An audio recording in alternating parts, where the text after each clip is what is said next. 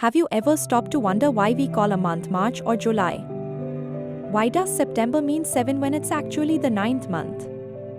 These names aren't random, they are deeply rooted in ancient history, mythology, emperors, and forgotten calendars. In today's video, we'll take a fascinating journey through time to uncover the true origins of each month's name, starting from ancient Rome, moving through mythology, politics, astronomy, and ending with the calendar we use today. Let's begin.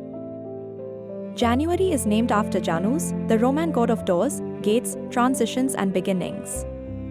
Janus had two faces, one looking backward into the past and the other forward into the future. This made him the perfect symbol for the start of a new year. January represents reflection and fresh beginnings, which is why it opens the calendar. February comes from the Latin word februa, meaning to cleanse. In ancient Rome, this month was associated with purification rituals.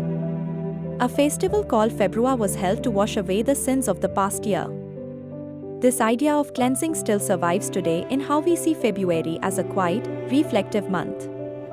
March is named after Mars, the Roman god of war. In ancient Rome, March was actually the first month of the year. Why?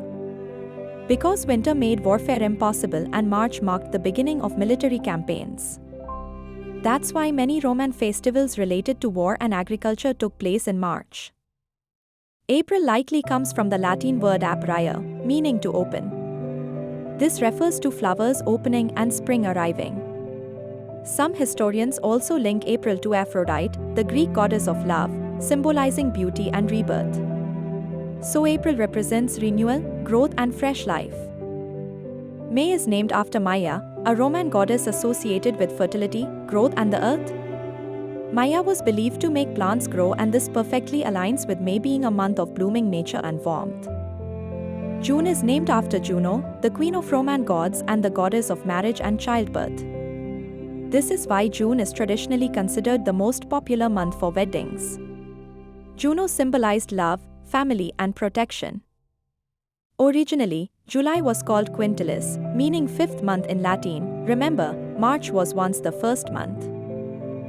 But in 1944 BCE, it was renamed July to honor Julius Caesar, who reformed the Roman calendar and introduced the Julian calendar.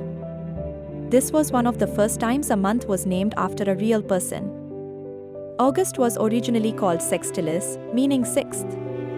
It was renamed in honor of Augustus Caesar, the first Roman emperor. Several of his major victories and achievements occurred during this month. Just like Julius Caesar had a month, Augustus wanted one too. Now here's where things get confusing. September comes from septem, meaning 7 in Latin. October from octo, meaning 8. November from novem, meaning 9. December from decem, meaning 10. But today, these are months 9, 10, 11, and 12. Why? Because when January and February were added to the beginning of the calendar, these months were pushed forward, but their names were never updated. So, yes, we are still using Mies-numbered months from ancient Rome. October's name comes from octo, meaning 8. It once marked the 8th month in the original Roman calendar. This month was important for harvesting and preparing for winter. November comes from novem, meaning 9. It marked the final agricultural efforts before winter. Many cultures saw November as a time of rest and remembrance. December comes from decem, meaning 10. In ancient Rome, it was the final month of the year. Festivals like Saturnalia were celebrated, full of feasts, gift-giving, and social role reversals.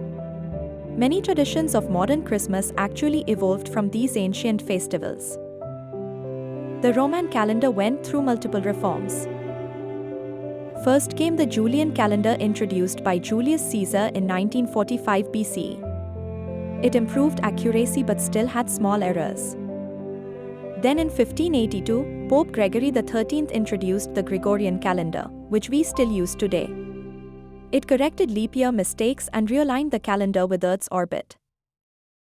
Despite all these changes, the names of the months stayed the same, preserving their ancient roots. Why these names still matter? Every time you say the name of a month, you are actually speaking a word that is thousands of years old. You are referencing Roman gods, ancient festivals, political leaders, forgotten calendars, and humanity's early attempts to measure time. These names are living fossils of history. So, the next time you turn the page of your calendar, remember, you are not just counting days. You are touching ancient history. From gods and emperors to war and worship, every month carries a story that has survived for over 2 millennia. If you enjoyed this deep dive into history, don't forget to like, share and subscribe. And let us know in the comments which month's story surprised you the most. Until next time, keep learning and keep exploring.